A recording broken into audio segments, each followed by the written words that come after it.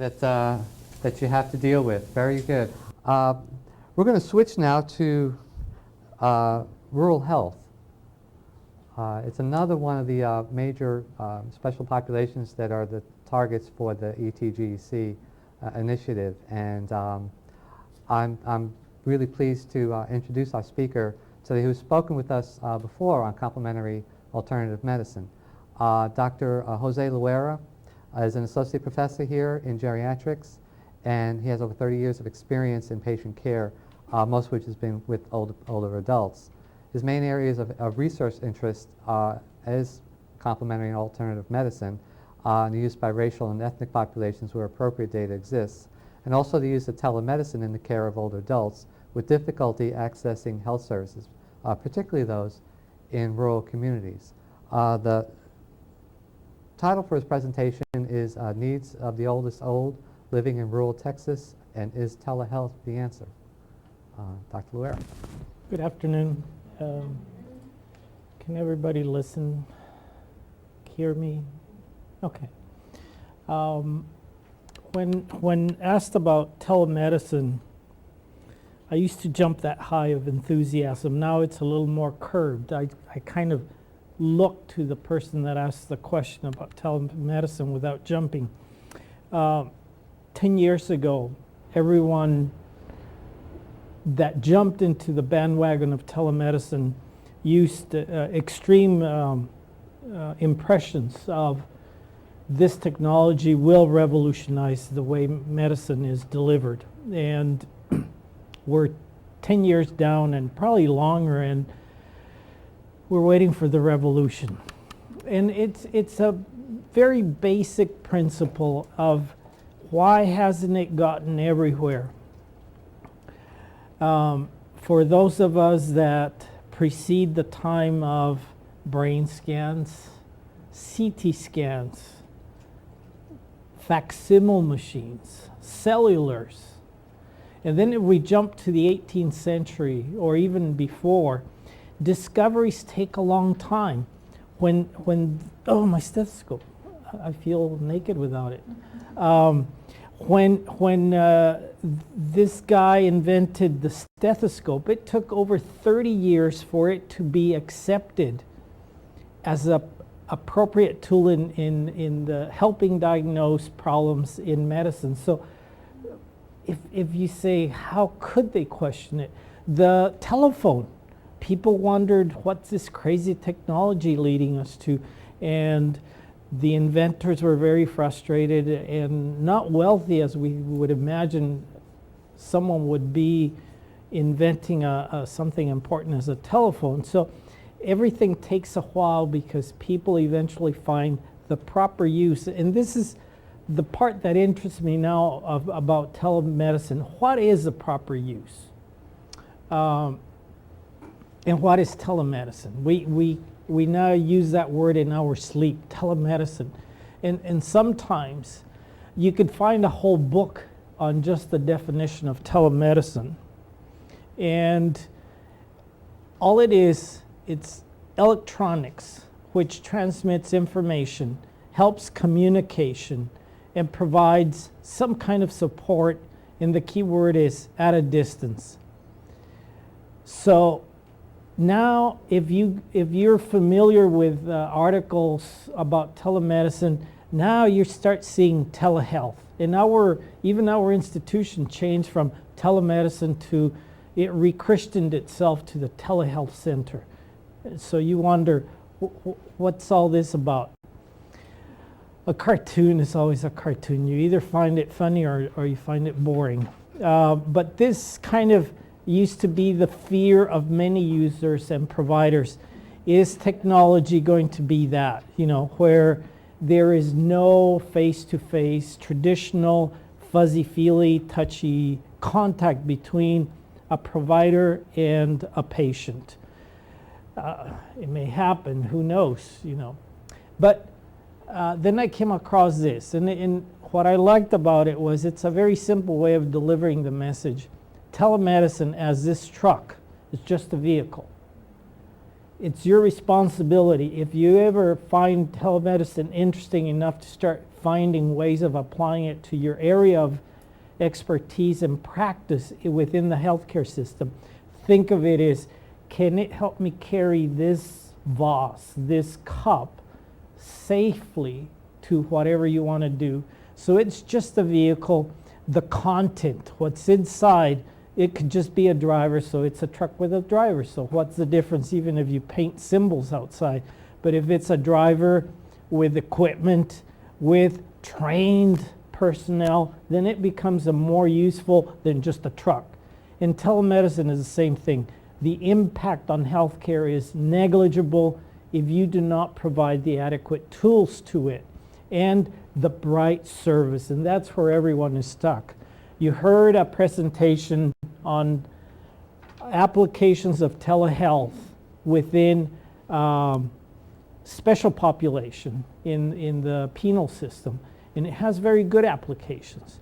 But we're here in the outside world, so we'll do a very quick review, and I'll show this. I could bore you for 15 minutes with nice pictures of very nice technology, you know, little lights, little alarms, little displays. They get very fancy, but this is the standard. That's the one I'm comfortable with. I see it and I cuddle it and I know how to work it.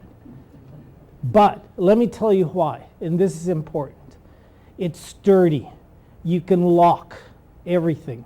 You can put away, and most of them have little lockets, little keys. And that's very important, because I'll give you one or two funny now but very frustrating anecdotes of a few years back. You learned the hard way.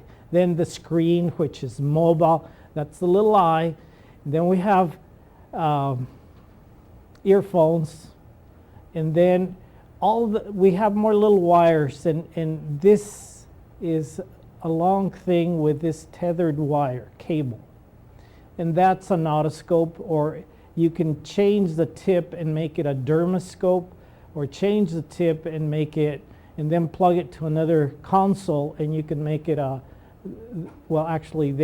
can make it an electronic stethoscope, or an ophthalmoscope, or you can tether a little thing that's going to measure your pulse rate, blood pressure, glucose, oxygenation, or you can have down here a scale where you can put the patient and it'll transmit electronically the weight of the patient, or you could have an attached electrocardiogram machine. So it's what you want to do, what you want to monitor. The technology is available.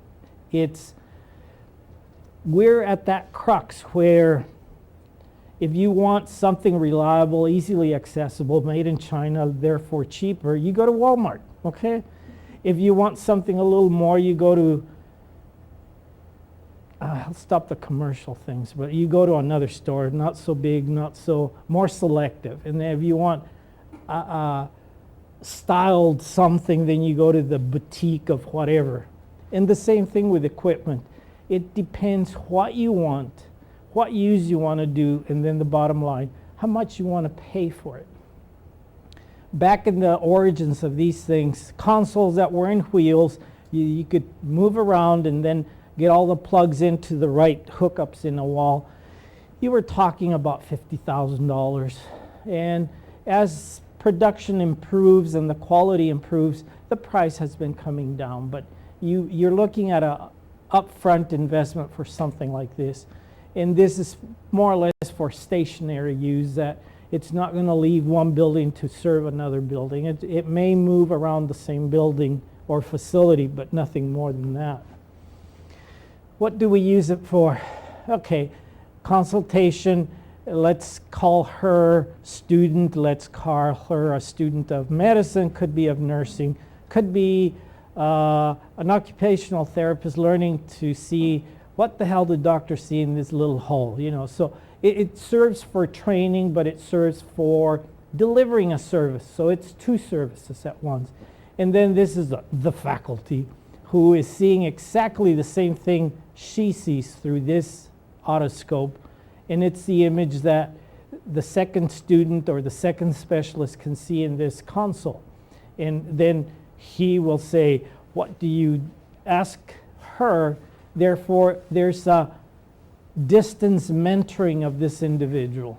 Now, change his role. He's the consultant. He'll say, well, Dr. Smith, I think your patient has, based on this image.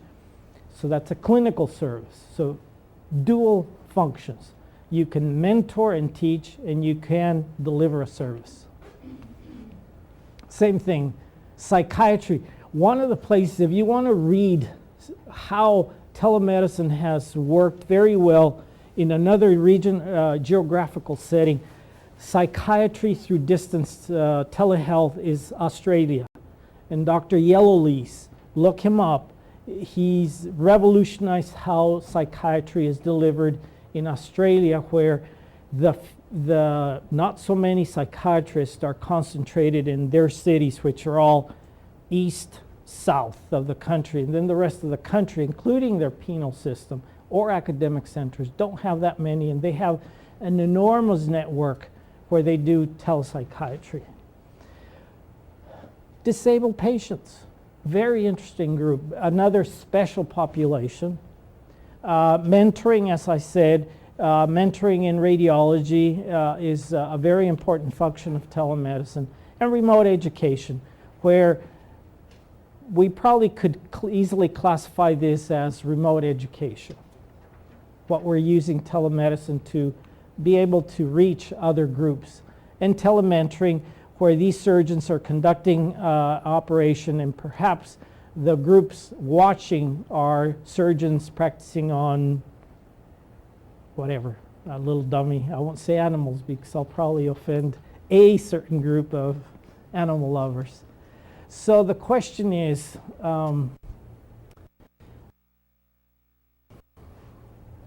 let me move. Bear with me. Okay, now, a little bit about demographics. I'm not going to tell you how to use telemedicine, but I would like you to think in your areas of expertise, how could we use telehealth with the aging population? There's no argument. The aging population in the USA is increasing. It is currently 12% of the total population. 12% are approximately 65 years and older. 12%. That's a lot. 12% of how many millions? That many millions, you know, over 265 million. And the predictions are that 12, if you look at 2030, it's going to increase even more. So, well, yeah, so what? Babies are born, so why are we not calling that a crisis? And what about us? Middle age, whatever. We're still growing. But there's interesting numbers. If you look, and these are generalizations, people between 45 and 64, on average, will visit a physician 7.2 times in a 12-month period. You can compare yourselves and say, I'm pretty much, or low. Once you hit 65 and start aging, that increases significantly. And you take the frail, or you take the oldest old. Over age 85, in geriatrics, we're now starting to complicate terminology. Geriatrics, no problem understanding what geriatrics is, but now we say the young geriatrics, the middle-aged geriatrics, and the oldest old geriatrics. And now I'll probably specialize in the oldest old geriatrics. But all it has to do is we're referring to those 85 and older as the oldest old or the older old, and some use the term frail elders. But the people in this group certainly visit the physician on average more than those that are younger than 65. Okay?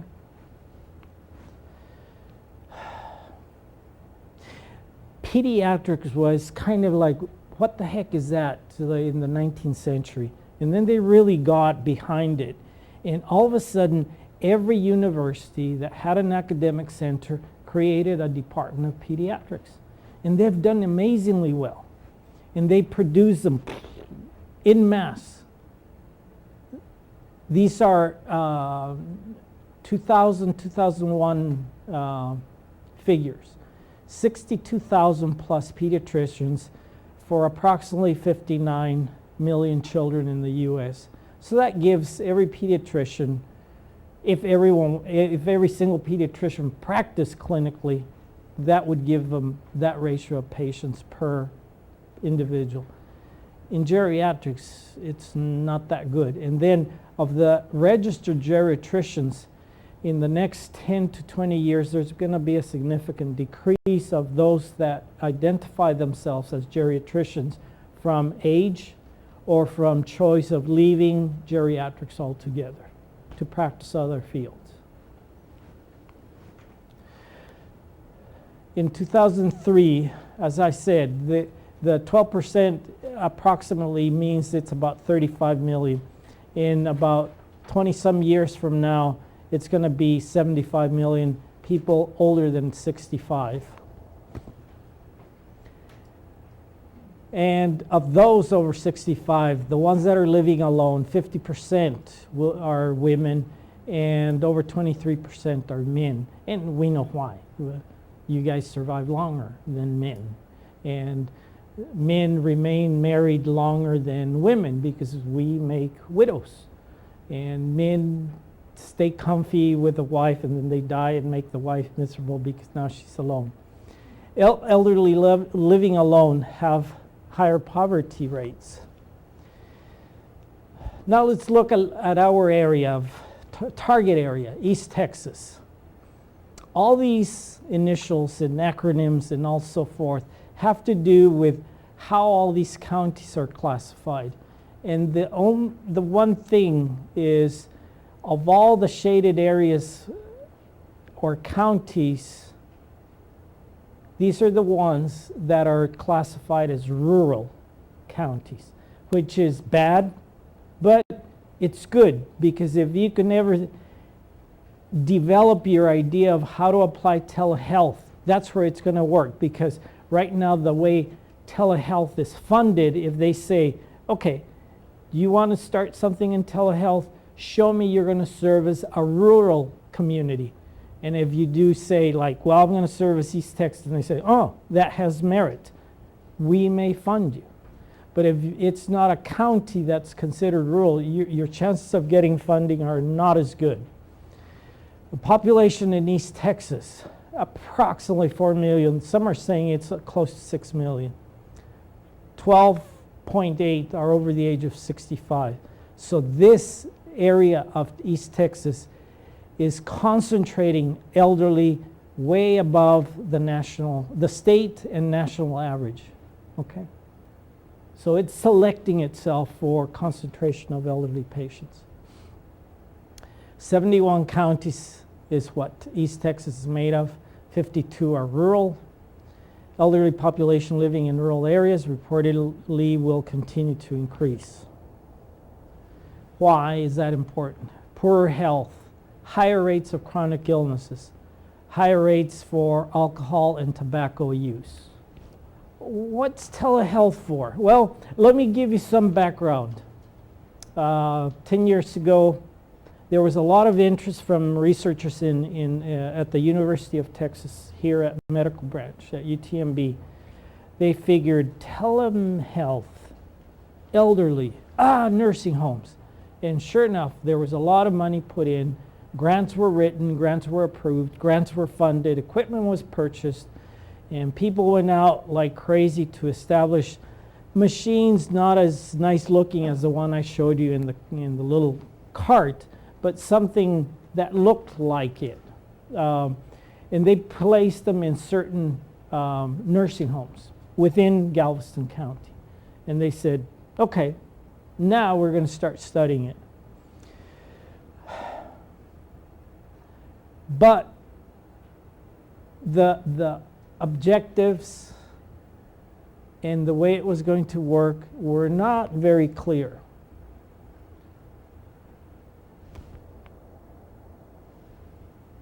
And it was a brilliant mind of someone at that particular time that had the skill to write a grant, that was able to convince people to get funding, to purchase machines, to put it in one place. And it was like, I'll put it here and they will come. Who's that? Who are we talking about? They will come. If it's a nursing home. It means providers, the staff in the nursing home. What kind of staff? Well, from the DON, from the director of nursing, all the way down to all the different disciplines that are usually employed in the ones providing the care to the patients in the nursing home. They will come to telehealth. What do you think happened? Nobody really embraced it. No. What's in it for me? I work and then choose your hours, you know. I would, as a physician in a nursing home, I used to go once a week. I would spend 46 hours rounding on a number of patients. So what's in it for me? I'll talk about the role because I'm familiar with the role I would have done with or without telemedicine. What's in it for me? Well, I could put a patient that consented, I'm choosing the right words, to be in front of the telemedicine monitor, and I would be there because regulations said the doctor that refers the patient to a consultant should be there standby. Okay? And then the consultant, you extend the wire, you walk it over to UTMB, and then I would call, think of a specialist, you know, let's say neurology. Hi, I'm Laura, Mrs. Smith, or Jane Doe is here. I want your opinion. And I would kind of become the assistant to the specialist by, okay, ma'am, move your arm up. And if the lady didn't understand, I would be moving the arm for the patient. So what's in it for me? Big zero. Oh, but then government in its wisdom says, okay, the referring physician can, in an area where you can bill, because we were in Galveston County, no one could bill. But in theory, if I had been in East Texas in a rural community, I would have billed $20 for, how long do you think it would take? On average, it would be 60 to 90 minutes from the time I walked into a room with a machine, turning it on, and then like, are you hearing me? And the telephone line would sometimes go on the fritz. And if there was a storm, you know, like a natural typical Galveston, East Texas rainstorm or thunder, like psh, our software would boil, you know. Like, so what's in it for me? And then whoever thought of the idea, what was the intention? Provide a service, just altruism? But the majority of things is poor understanding of the needs of the people in the community and having a expensive toy that is very good technology, but people have not really found the right use for it. And it's like the ambulance. It's not the truck that makes the difference, it's the content. So here were people going around the state of Texas wiring the heck out of every facility saying, we're going to put a machine here and then you will talk to Dr. Larry in Galveston, like. So the question is not so much, one, very important, lack of reimbursement. Do I sound jaded? No. But the problem is this. If I provide a service, I or my representative or whom I represent, like the university, my group, my division, would get paid for the time I spend away from this other responsibility. And back 10 years ago, this was a big problem, liability and privacy. Nowadays, privacy is being addressed. There's HIPAA, now we all take training and blah, blah, blah, and we get, that's good. End user issues are still a big problem, and liabilities are getting better. Now they're saying this is what you can, this is what you cannot do. But the problem still remains. You have to find a budget, you have to find funds, then you have to be very shrewd to budgeting, then you have to really maximize, like the physicians that did the previous presentation of this talk. They need to have administrators, they need to have managers, they need a whole infrastructure to tell them what to do, when to do, and whom to do it to, and someone to collect revenue out of the whole thing. So, this is, I think, the basic thing is, here you have a technology that we all probably, without a doubt, say, it has potential, but you need to find the proper use. Is there a need, and where is the need, and what kind of need? So you need to look at this. By community, I mean everything. It's a generic term. It's what department or what discipline you represent. Is there a need for telehealth? Would it improve my delivery of a clinical service, or would I be able to train colleagues and partners of my discipline? Like the East Texas Geriatric Education Center. That's one of the first sort of baby attempts of addressing the needs of a whole area in one particular state. But now we need to look at, okay, someone else not here is hearing us, trying to answer our questions. What kind of uses could I apply to this current technology to teach and to deliver a service, no matter what your discipline is? And that's where we are. I think everyone is now starting to look at what are the needs, what do we represent, and what does the town need? And all these nice little cliched things, like we represent a very strong, think right now of not just here but the other centers, the number of years training and the total cost of training, and we represent several millions dollars of revenue to educate us to the level of expertise we've all acquired. Now, how can we go beyond the campus to deliver a service and teach others the skills we have? And that's the beauty of it. That's where telehealth is going to make a big thing. How do we educate others that are not as fortunate to have all the nice little gadgets we have on campus? A library, libraries here and there, speakers, visiting speakers, labs, and all our colleagues. And then the patients that we treat are part of the experience we acquire. And then we do a lot of research. So all the people out there, like, this is us, this is education, and that's a community. This part, all the deals we could make, they have to, well, no, they don't have to, but sometimes it's safer to start small with a tiny little thing and then let it grow on its own, but focus your objective. Like, I want to do one thing. Don't do it in your backyard. That's another lesson we heard. We had a hard time accepting.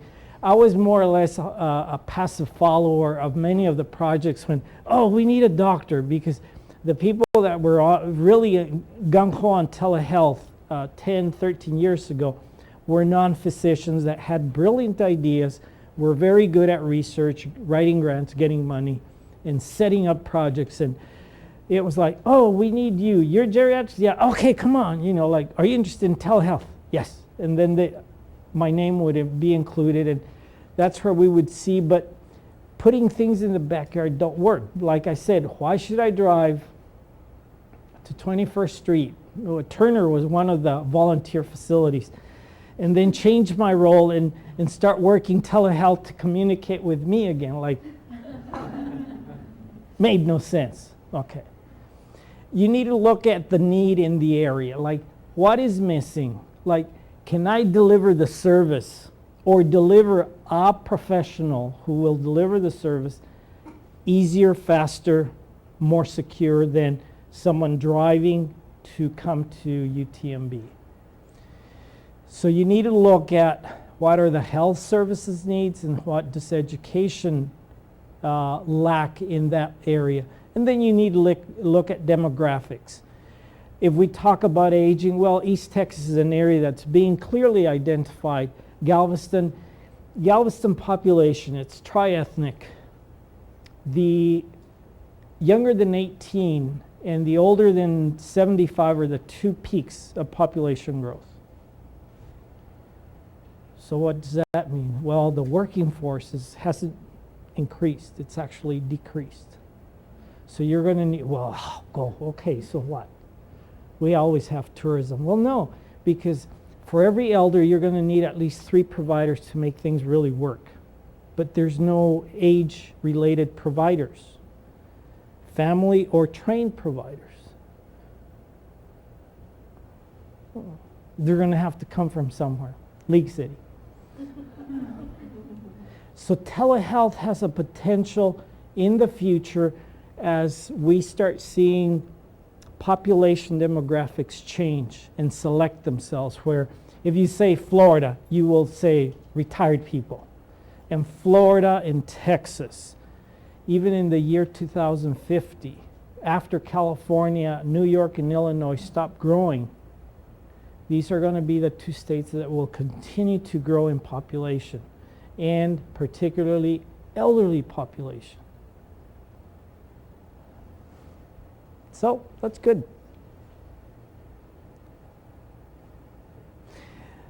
If I were to show you a map of telehealth communications in the state, you would think this is simple. That one looks like an ivy plant growing on a wall. There are lines crisscrossing each other 10 times over. So if you say, well, where are we? Oh, somewhere here. Yeah, okay. Why can't I, in my machinery, speak to, say, over here? Oh, no, because you're crossing San Antonio and I don't know who else's turf. So there's turf, academic center turf. And then telephone lines. Well, no, this is one circuit, this is another circuit, then there's another circuit that goes all the way like that, and then circuits like that. So technologically, it's kind of a nightmare. Like, you can't do that telehealth and sort of look for and talk and see your image with someone in Del Rio. You need to kind of literally contract for the line time, and the line would probably take you through 100 places before it gets here, because there's different telephone servers, different telehealth networks. So, and then my machine will probably be outdated and it won't be a nice talker to this more modern telehealth machine in that place. So, as it sounds very simple, there are several things to consider. These are the market influence of certain centers. So if you want to think of, oh, I'm going to put something in my backyard, you better watch out that you're not doing it in someone else's backyard. Very costly. Risks, barriers, costs. Risks. You need to make sure. HIPAA is very important. It was required. We needed something like that. We now have to focus on the protection of medical information, particularly when we're using media as cables, telephone lines, and telehealth. Costly at the beginning, and we still don't know who's going to pay for all these kinds of services. Okay, so I have a project, telehealth. Let me choose physical or occupational therapy.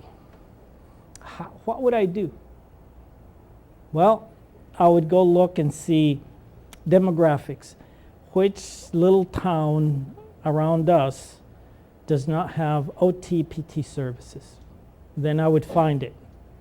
Or I would find the one that depends on another town or city service personnel to provide service. And I say, there's a potential. Then I would recruit PT, OTs from let's say, our staff at UTMB and say, are you guys interested? Well, what are we supposed to do? We provide, number one, education, get a few people interested in that other site, wherever it may be. Let's stay on East Texas, pick a city or a town.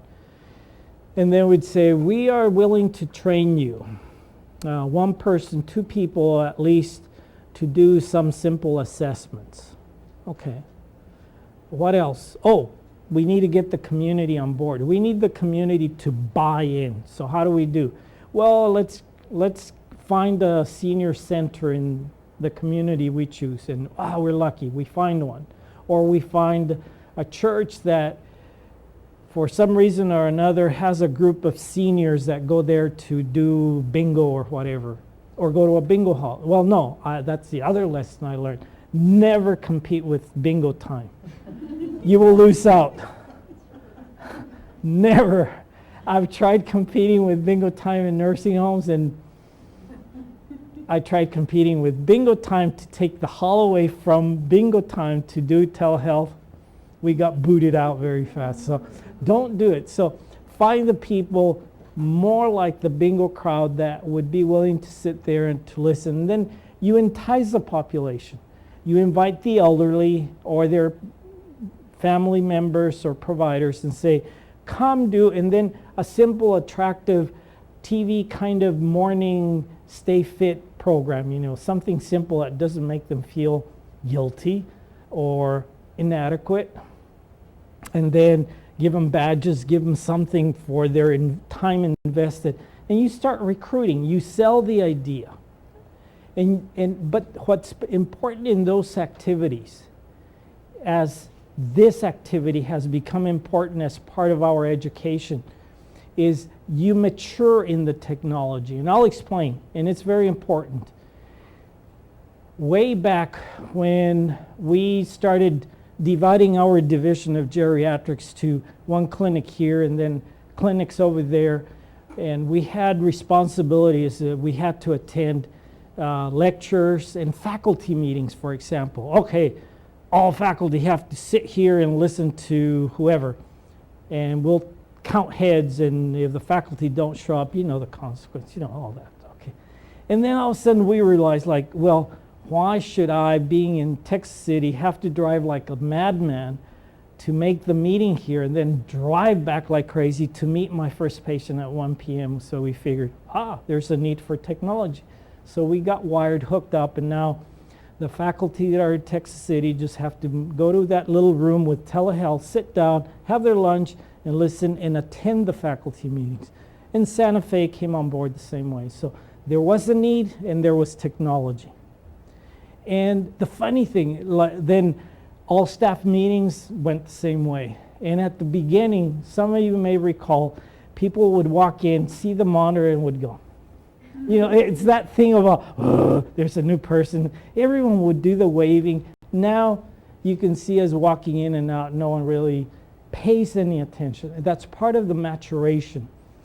And if you start by simple functions of telehealth like meetings, educational trials, everyone will mature from one individual. Let's say you are the interested party of spearheading a project.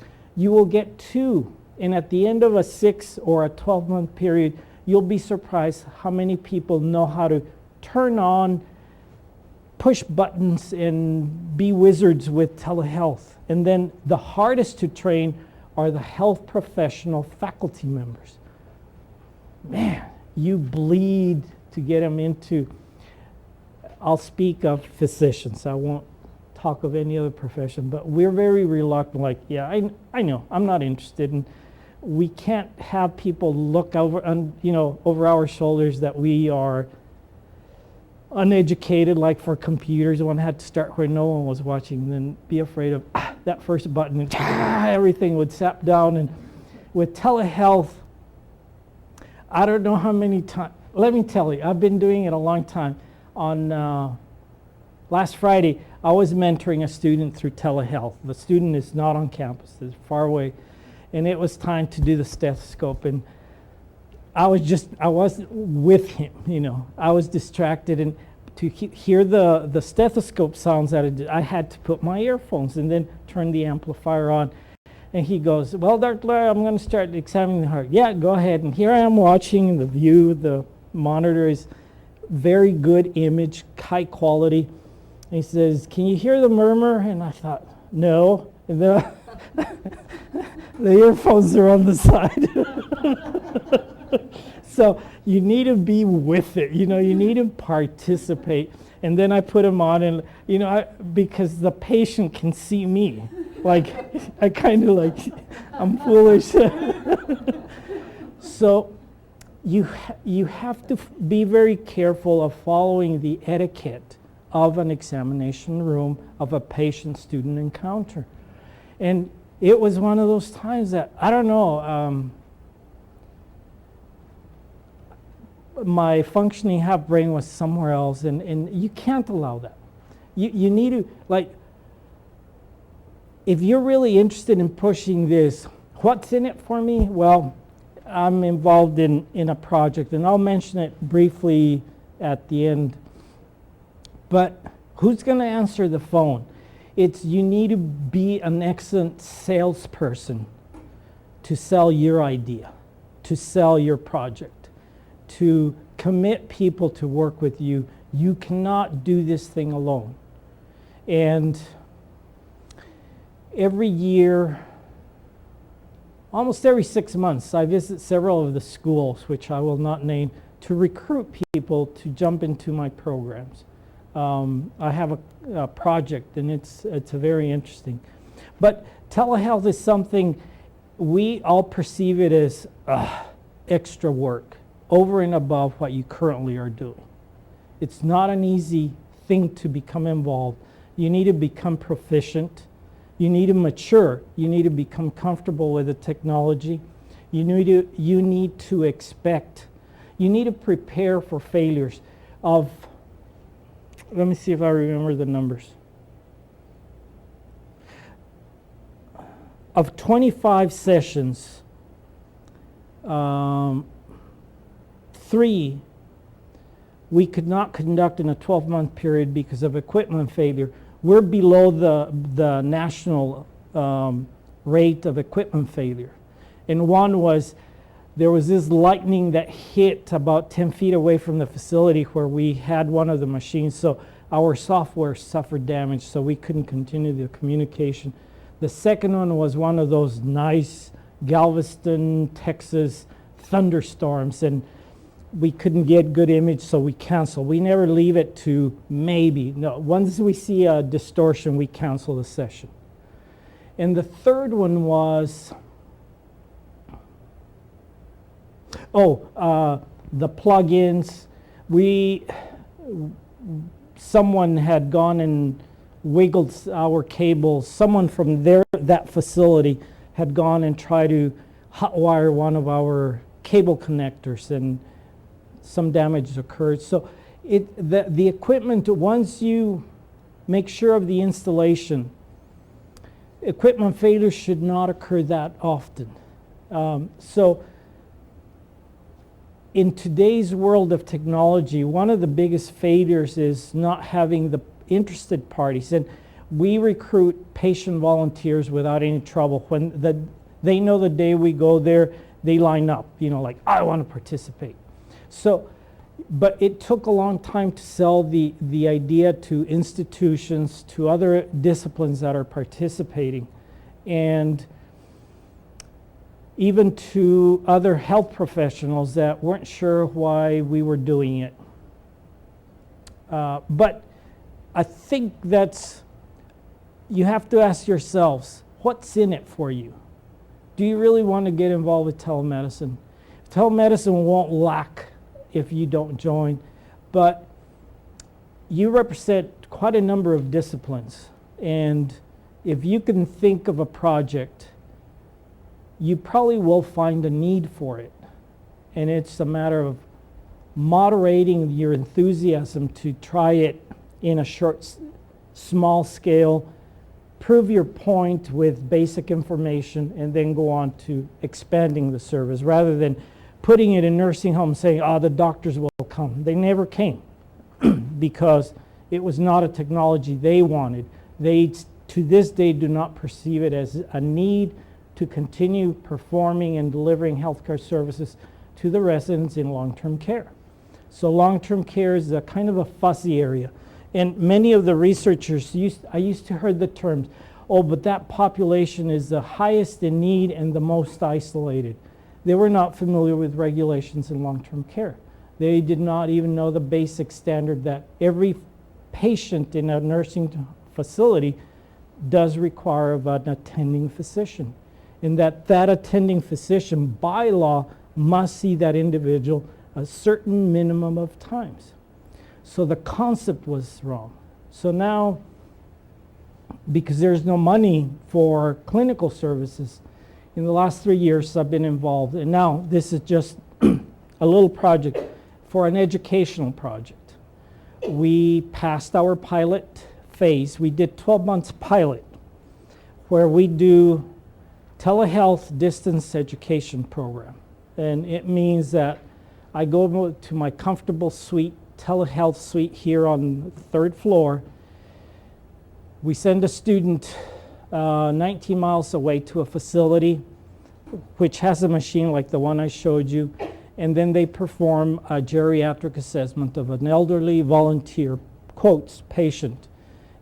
And the student learns how to do a geriatric assessment of a patient, which basically there's nothing magical about it. It's the usual history and physical, but with a tilt to learning specifics about the functionality or level of functional activity of that individual, why they're in that facility, a very precise assessment of their cognition through the clock drawing test and the geriatric depression scale, about drugs, drug history, and their social environment. And then they go, with permission from the volunteer, they go to their room in that facility, and it's the closest to a home environmental assessment.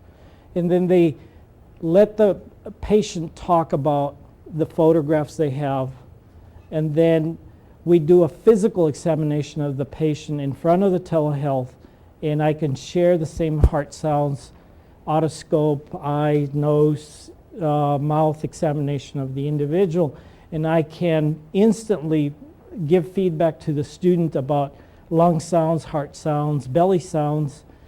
And then we have a dermoscope, and we've discovered that it does the best imaging of skin lesions and feet and toenails. In geriatrics, we don't consider a complete examination without looking at toes, funky toes, funky toenails and stuff like that.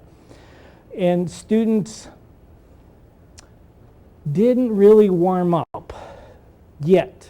After 12 months, we did questionnaires before and after. Patients and students. The patients like, yeah, gung-ho. We're concerned about the privacy of our medical information, but from negative, it improved to less negative. Level of satisfaction, level of nervousness, and being uncomfortable in front of the equipment started like that and improved also slightly. Questions that we asked: would you consider telehealth encounter instead of a traditional doctor visit? And 80-some% said yes. Would you recommend it to family or friend? And 98% said definitely. It's more convenient. So they see the need. And now the families are saying, when can they see the doctor through telehealth? The students, it's interesting. Literature says when you use telehealth for distance education, no matter how good the program is, even if the students show an improvement in knowledge, like if they get tested, those that were trained by telehealth compared to those that were trained the traditional sit down in classroom or side-by-side patient, doctor, student, even if telehealth had higher marks in knowledge and skills, students, when given the opportunity, still choose the fuzzy side-by-side mentoring by someone. And our students fared no different. Would you choose telehealth session instead of the traditional? And no. Do you consider it equal, superior, equal, or inferior? The majority said, it's equal in quality. About 20% said it's inferior to the traditional. Did you find level of comfort using telehealth was high, their level of comfort, but would you choose telehealth over traditional? They still don't. So their level of concerns also declined from negative to less negative. We're in the last few months of our second year. We increased the number of students, and on the third year, we are going to triple the number of students. And on the second year, now we're doing sociodemographics. Like most of the patient volunteers are over 80, born in Texas, widowed, Caucasian. And we have religion and all past professions. Now this second year, we've asked of students and patient volunteers. For patient volunteers, these are, elderly patients. Can you operate a telephone? Can you operate a cellular? Can you operate a VCR? Fax, computer? And then we ask the same question of students. And you know what the differences are going to be. The students are knowledgeable in all the above. The elderly, some now are learning the cellular operation. No one knows the VCR. And then we're going to see how things change. I haven't seen the data so far for the second year because that's one of my disciplines, not to see it until the end. And then the third year, we're going to focus more on faculty. Well, the program started, like I said, this is the second month, so we started 14 months ago. It was only I that was trained in telehealth. Now we have 3 faculty trained in telehealth. From 0 staff members, we now have 3 staff members that are fully trained for that particular project. And without any marketing or advertising, the people that are connected to that facility, it's not a nursing home, have asked, have read, and are looking at when can we have mom, dad seen by the doctor through telehealth.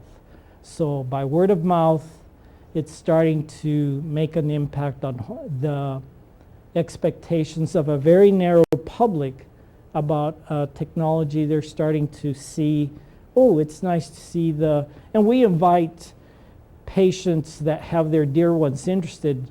We invite them to sit during the encounter so that they can see it's the regular encounter. 90-some% of our patients had trouble hearing when we sat like that. The patient sits here, the student sits here, and then I sit in my suite. And we start the session only till when the patient can distinguish whatever faculty is behind the monitor. They're the image that we project. Sound was a little bit of a problem as we have here, where we position the microphone. But what's in it for me was a question like, I'm not doing any clinical telehealth for delivery of services because of all the things I kind of mentioned. But now I decided, well, can I teach? Why would I like to teach? Well, because of the numbers of lack of appropriately trained healthcare professionals in geriatrics, and the crisis is going to get worse. As we age, we're not training enough health professionals in appropriate geriatric training. Those healthcare professionals that train in geriatrics, very few have the experience of home care experience. Look at any program in anywhere, including ours, all over here. How many of students, no matter what students, have a home care experience? Very few. And how many have a home care experience mentored by the appropriately trained faculty? tiny little number. I can say in 12 months we were able to send students from a program that in the past had no exposure to home care. So that was the first objective. Can I do it without it affecting my time? And instead of spending 2 hours driving to a facility, coming back, if we had a technological failure, that would be 2 hours wasted. Now the maximum time I spend is, when the encounter takes place, it's 45 minutes, maximum. Yesterday, I had a session this morning because the student was extremely good. We finished in 35 minutes of my time to do an encounter, and the student said, wow, that's the first time I do that in an elderly person.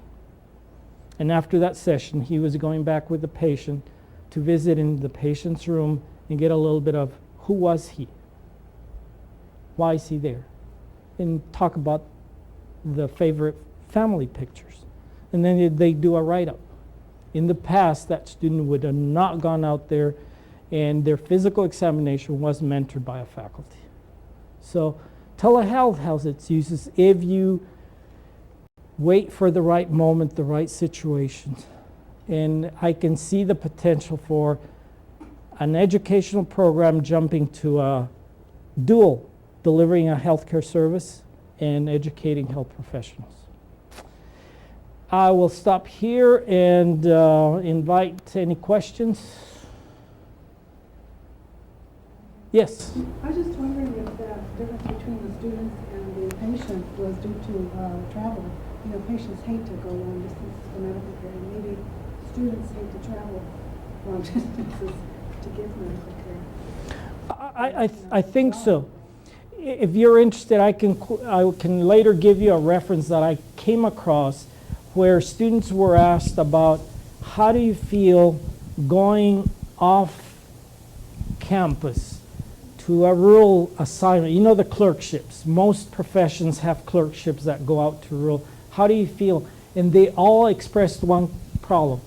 I feel isolated and lonely. So the person that wrote that article, then they said, well, how can we keep students going? They have to go to clerkships. And they provided each student in their rural clerkships with a laptop. So all of a sudden the students felt less disconnected because they could email each other, they could email their mentor at a distance. They felt some connection. Through telehealth, if you add the image to a voice, where let's say we send 40 students to clerkships across the state. If you were to have a coordinator turn on and look at them and talk to them like, what's cool, how are you doing? You know, like, I think that sense would improve. I think, I haven't done it yet. That's year 3. We're going to send them really far. But yes, it's interesting how we feel that disconnect. My experience, again, limited, was of all geriatrics, when we started establishing community programs, he who got assigned to community programs, you know, like going to nursing homes and everything, I felt that isolation after a while where, like, oh, what's going on in the mainland, you know, like, and we now have a very strong group of doctors, nurse practitioners, social workers in our community clinics who communicate through telehealth with us and occasionally join us in parties here, and there's that disconnect. It's a human phenomenon. Yeah. Other questions? How much is one of those units? How much does it cost? You know? Oh, now you can haggle, bargain, and you can get them from $35,000. The price fluctuates depending how many peripherals you want to purchase. Like, do you want a stethoscope? And you say yes, then they add. Do you want a pulse ox? Do you want a glucometer? Do you want a sphygmomanometer? Do you want an electronic weight scale. Now the next phase, and I've got my fingers crossed, is getting hold of some machines, portable, well, smaller, little, you know, like those radios of times gone by, those little radios that were shaped like that. Well, there's a manufacturer that has built telehealth machines, rugged like crazy. If someone spills coffee over them, they likely won't zap and burn. If they drop on the floor, they won't usually malfunction. We're trying to get hold of a number of them to test on chronic elderly patients with chronic diseases, not close to the end stage, like chronic obstructive lung disease, congestive heart failure. Mostly all of them are going to have diabetes, to put in their homes and to monitor. And you know the classic asthma patient that panics and rushes to emergency, and emergency sees them and gives them the puff, and then they get better, and then they go home.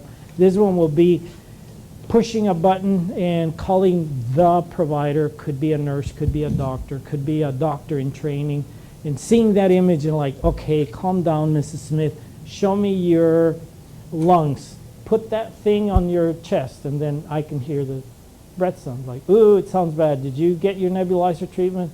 Oh, I forgot. Or I had a smoke. Or my darn cat is shedding, or whatever, you know. Would it be able to deliver better quality to that individual rather than having that individual come to emergency? Those are the kinds of questions. So you have to have very precise questions when you want to put that machine in someone's home. It's not like, here, let's see what happens. No, it won't work. It's, you ask the question, what's in it for me? What's in it for the patient? Any other questions? Anything from the other sites?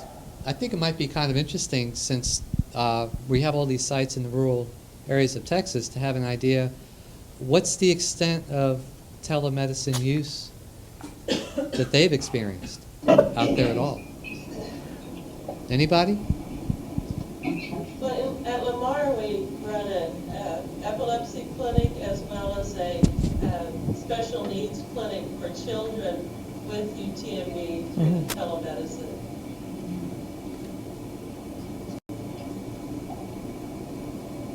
And I think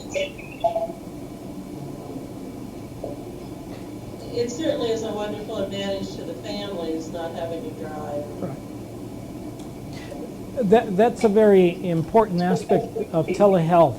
It will not replace all contact with UTMB or with the physician, but it decreases the number of encounters for follow-ups, and it's been used in many, many areas, like follow-up of patients. Once you meet them, once you assess them a couple of times, then the next follow-up visits, especially for scheduled appointments, can be through telehealth, because the technology can deliver the same assessment. It has a very good image, and you can measure things through the telehealth.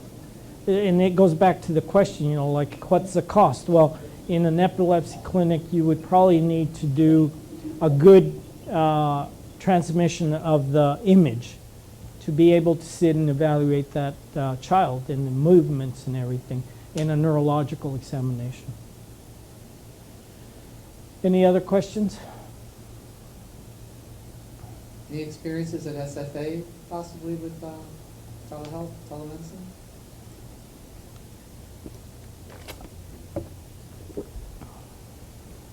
No? Well, thank you very much for coming. Please don't forget to fill out your evaluation forms, not only if you're doing the CE, but if you're not, there's program evaluation forms that I'd love to get. Thank you very much.